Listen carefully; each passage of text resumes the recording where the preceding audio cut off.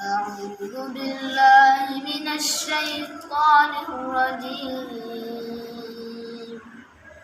بسم الله الرحمن الرحيم. يا أيها المزمل قم الليل إلا قليلا نصفه أو انقص منه قليلا أو زد عليه ورتل القرآن ترتيلا إنا سنلقي عليك قولا ثقيلا إن ناشئة الليل هي أشد وطئا وأقوم قيلا إن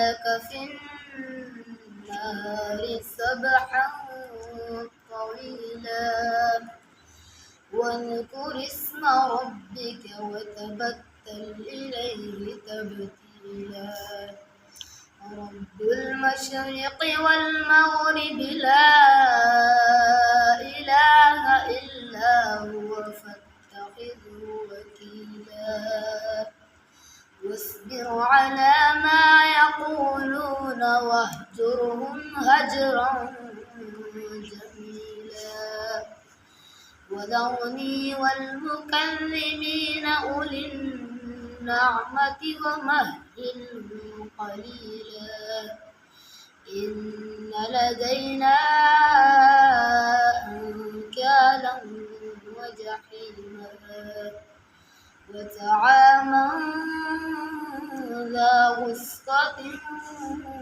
وعذابا أليما يوم ترجف الأرض والجبال وكانت الجبال كثيبا مهيلا صدق الله العظيم.